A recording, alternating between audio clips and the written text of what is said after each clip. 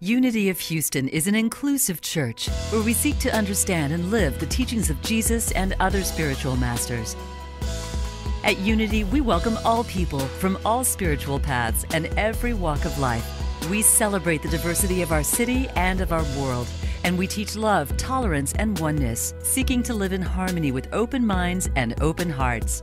Wherever you are in your spiritual path, you are always welcome at Unity. Join us and discover that the life of your dreams is already within you.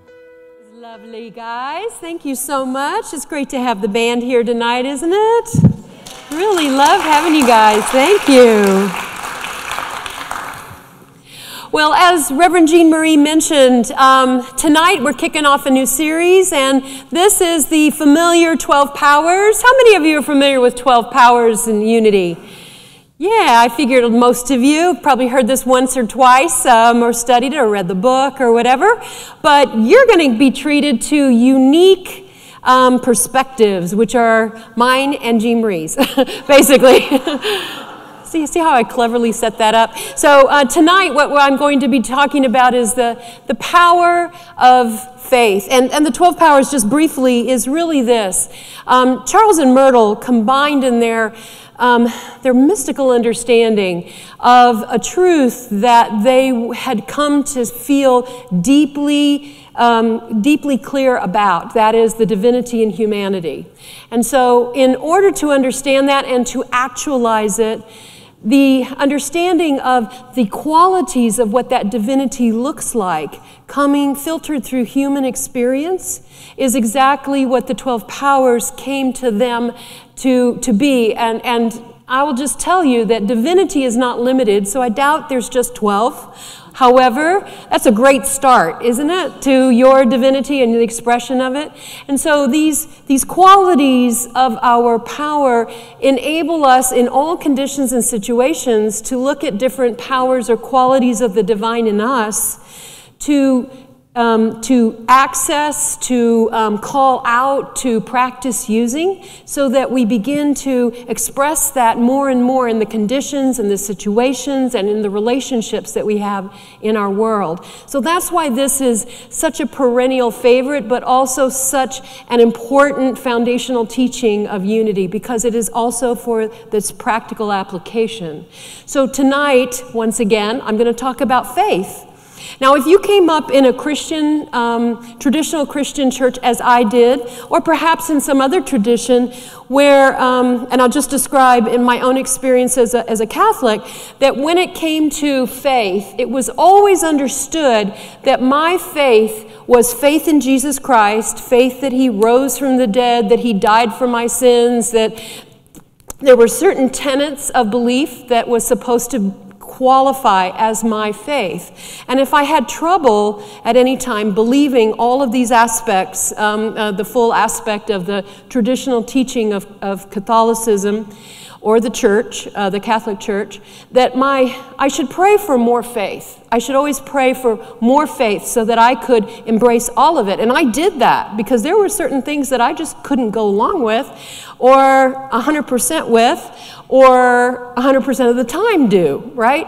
And so I practiced that idea. So when I came into Unity and I started to shift my understanding of God and Jesus and my relationship, when it came to faith here, I struggled with that because I had kind of given up this idea. I connected faith to a theology, that there was a certain theology that qualified as faith. And I just thought that was not something I needed anymore.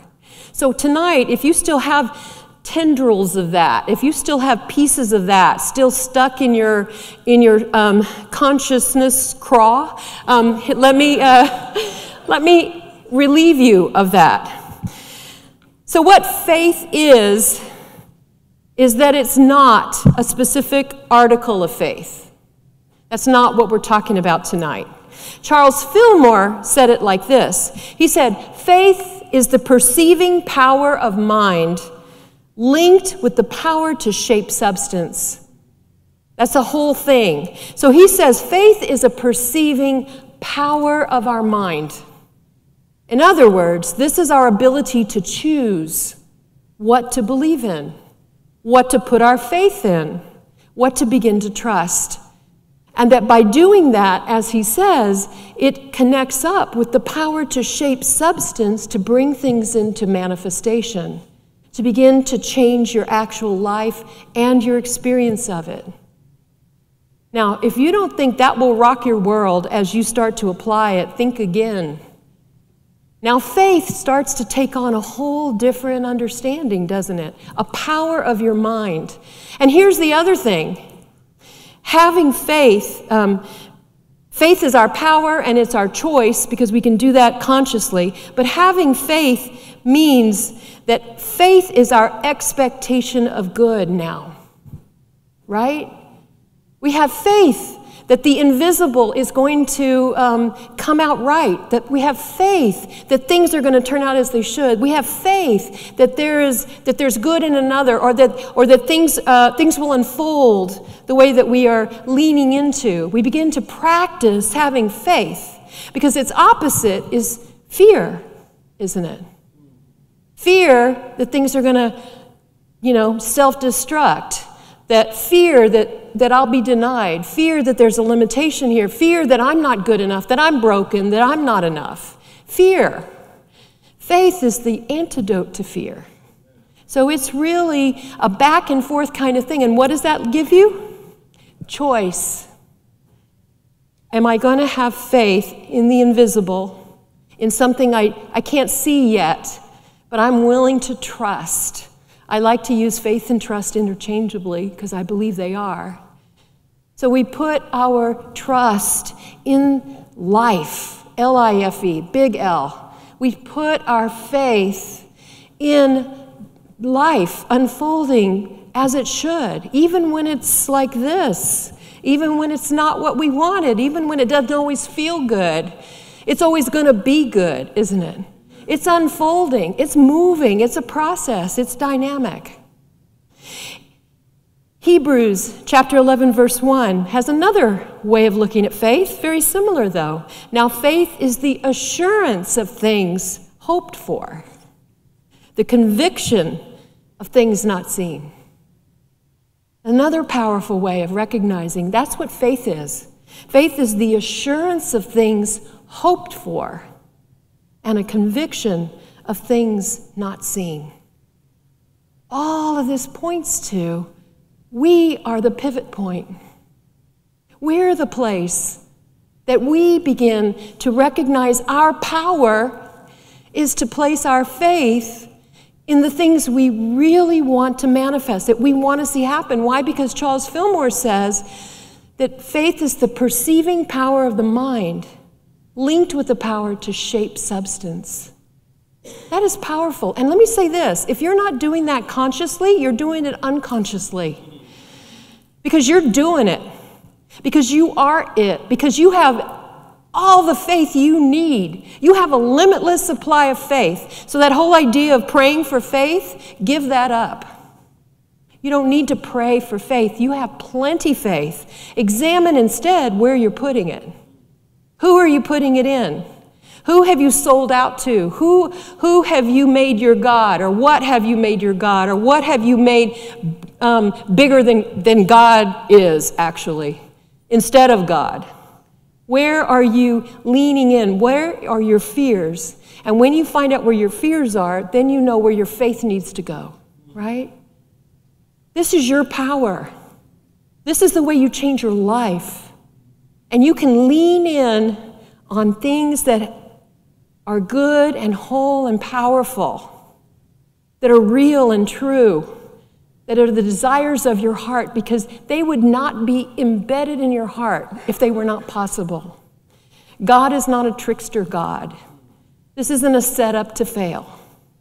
The ego, on the other hand, loves to play that game, but that is not the nature of who you truly are and the power that you have.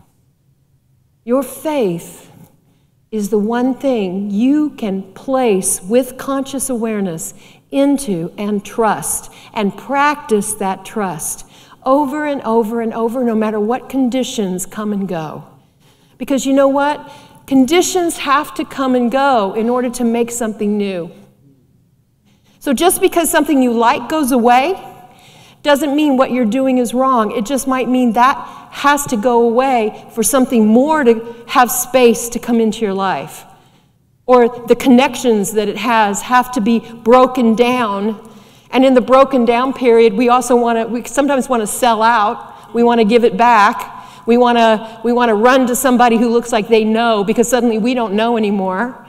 But the truth is, if we just hold on and we keep placing the perceiving power of our mind linked with the power to shape substance, then the new starts to arise because the good is inevitable. And it will be called forth by the power of your faith. I think I'm almost done here. I actually have more to say. So what I wanted to go into is the story of the hemorrhagic woman. There was a woman who was suffering from hemorrhages for 12 years, and she came up behind Jesus, and she touched the fringe of his cloak. For she said to herself, if I only touch his cloak, I will be made well. Jesus turned, and he felt the power going out of him, it says in another version. He said, take heart, daughter. Your faith has made you well. Instantly, the woman was made well. Your faith has made you well. Why? Because it was not her touching the cloak that was the magic. It wasn't even the perception of Jesus' power going out of him that was the magic, that was the healing. It was actually her faith, the perceiving power, linked with the power to shape substance that drew the power into her that needed to heal. And that's my story, and I'm sticking to it.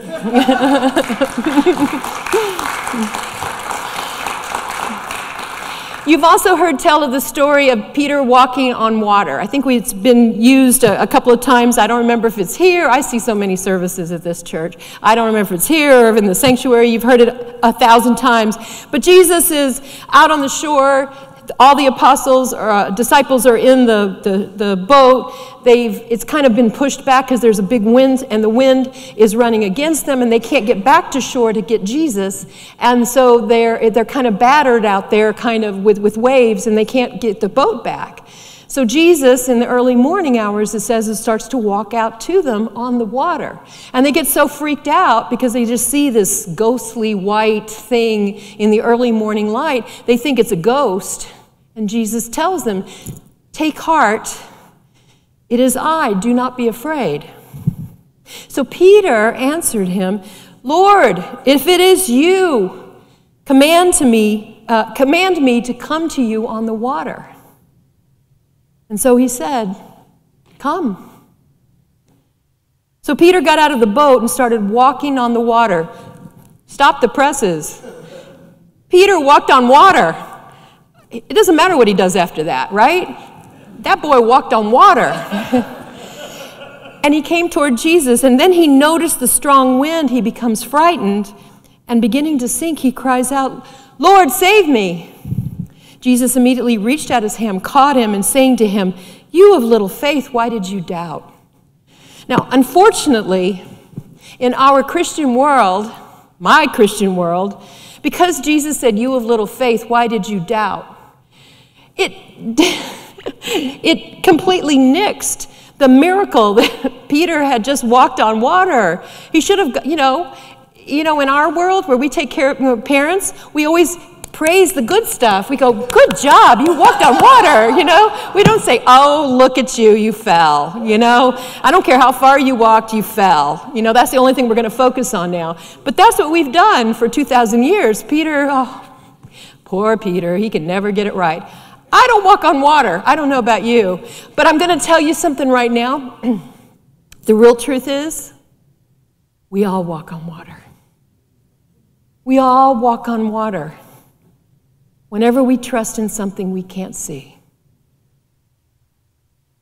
Peter was demonstrating in this story, whether you believe it's literally true or not, it is definitely true. It is the true, because it's true for us. That when we can't see, we don't know for sure. Doesn't it feel like you're stepping out on air? Doesn't it feel like you're walking out in unsubstantial water? Because it's not real yet, and it's a tender faith that you're going out there on. But this is what we do. Why? Because this is our power. This is our power of faith. This is how we make things real, how we bring truth into visibility. This is how we do it. We take the chance to walk on water.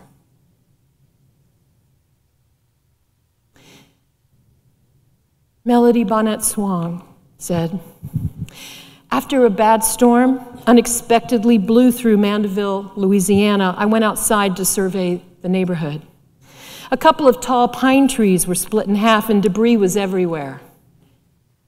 'Looks like a small twister went through here,' I called out to my neighbor who was walking her dog. 'Oh, sure looks like it,' she said. 'How'd you make out?' 'Awful,' I said.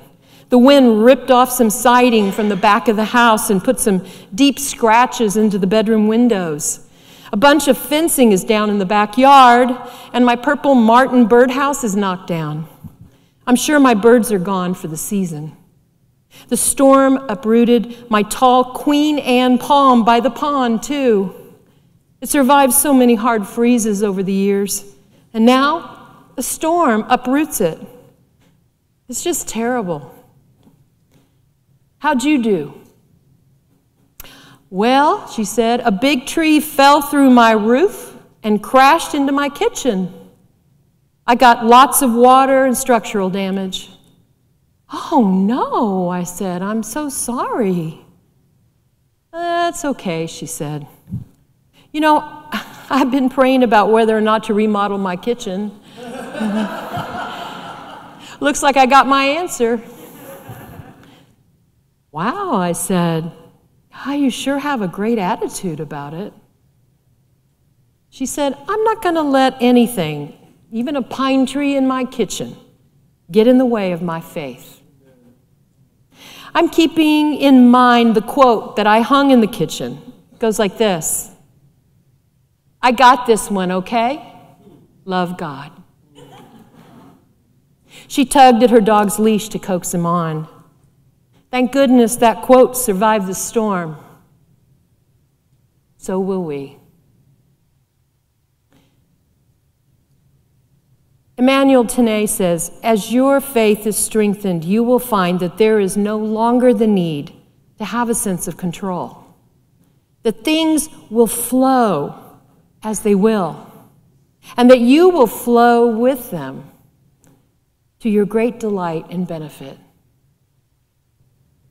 What if that's what we knew when bad things happen, when pine trees come crashing through the ceiling, when a storm comes?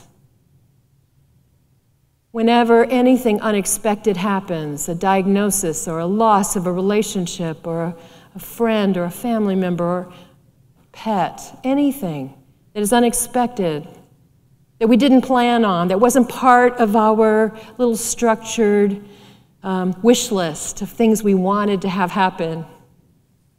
We don't always know where it's leading.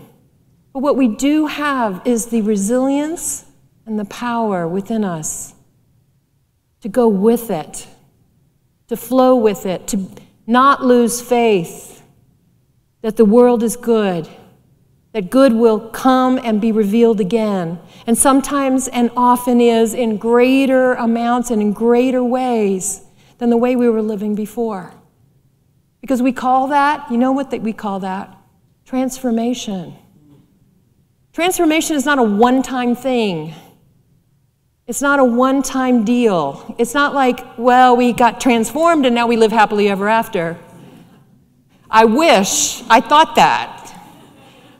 But I found that, in fact, over my lifetime, even when I think I've arrived, I've just arrived at a new level, a new layer that's open and expansive and bigger than the one I just came out of. So I think it's it. But as I grow and as I expand and as I change and as I become accustomed there, I start to feel constrained again, and you're ready for the next upward push. And if there's any goodness in the world, in life itself, I totally believe that even when we leave these bodies, we just expand to a whole new level until we keep finding where the limits of that new experience is, and we break through that too. I don't think it ever ends. I don't know why. I don't even know how. But I think that's how it is. Because that's what makes it fun. I mean, really, if you think about arriving somewhere, once you've seen everything, aren't you ready to go? You really want that next experience, the next new thing, the thing that challenges, the thing you didn't even know was possible.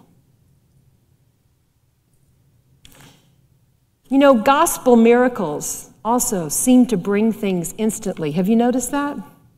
Walking on water happened right away. Stopping the bleeding happened right there on the spot, we're told. Instant healing to lepers, sight to the blind. Mountains moving from here to there. We didn't actually see a mountain move, but we were told that if we had faith of a mustard seed, it would. All this instant manifestation makes us think that our faith is never enough if we don't see that kind of instantaneous change or shape change. It makes us begin to question our faith and question what's really true, what's really happening in our lives. Father Gregory Boyle works with people off the street and gang members in Homeboy Industries in Los Angeles. And he talks about how Homeboy Industries just loves up every single person who comes through their doors, no matter what. They don't give up. There's always unconditional love. It's the closest thing to divine love. It is actually divine love being channeled through open, generous hearts. And he talks about it here in this story. He said, myriad are the examples at Homeboy Industries of homies coloring way outside the lines and being given their 98th chance. Maybe it's because we are often forced to start where others have stopped. Some on my senior staff wanted to change our motto printed on our t-shirts from "Nothing stops a bullet like a job" to "You just can't disappoint us enough."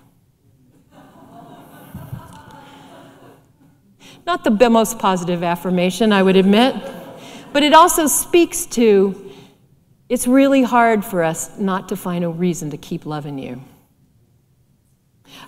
He says others would mention that there seem to be no consequences for some actions. And of course, in the real world, there are consequences. Someone told me once, what's it take to get fired at Homeboy? Release nerve gas? When it seems the best thing for a person, I have often enough fired someone. I call the person in and say, the day won't ever come when I will withdraw my love and support from you.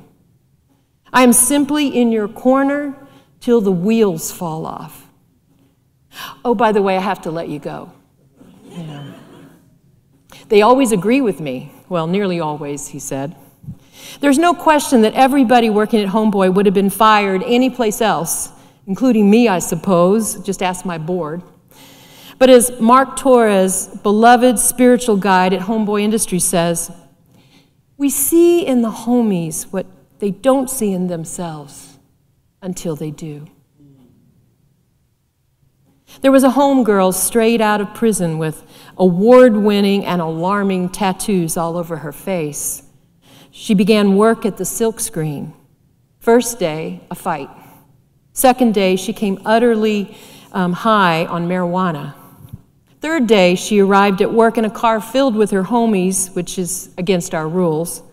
Oh, and the car was stolen. Of course, this is against, everybody's rules. I suppose we could have fired her, yet we decided with all the no matter whatness we could muster that she would give up on us long before we would ever give up on her. And give up she did. She just stopped showing up. We'll be ready for her, though, when she comes back. You stand with the least likely to succeed until success is succeeded by something more valuable, kinship. You stand with the belligerent, the surly, and the badly behaved until bad behavior is recognized for the language that it is, the vocabulary of the deeply wounded and of those whose burdens are more than they can bear. When you can see like that, when you can love like that, you are 1/8 of the way to the way love is surrounding you. All the way, 100%, embracing you no matter what. You are awash in this love. And another truth about this 12-power series is that underneath every other power you will hear about over the next 12 weeks, love is actually the substance. It is the first power through which all the other powers are magnified and shown.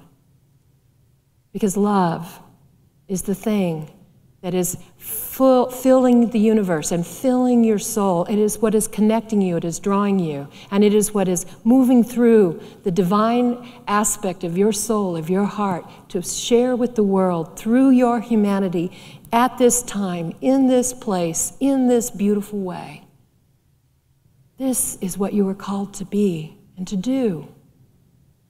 And the more conscious you become about the choices you make toward really staying true to that, the more often you're going to find yourself willing to walk on water, to walk out there a little further, to trust.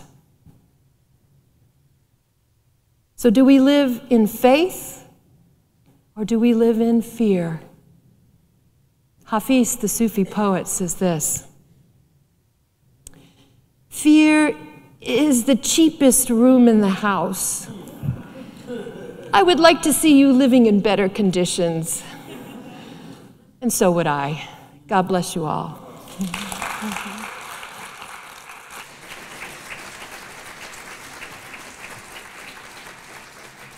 Thank you for watching this message today. I'd like to invite you to join us in person here on campus at Unity of Houston for Sunday morning or Wednesday evening services. If you can't be with us here on our campus, you can still join us live on Facebook or on our website, unityhouston.org, Sunday mornings at 11 a.m. Central.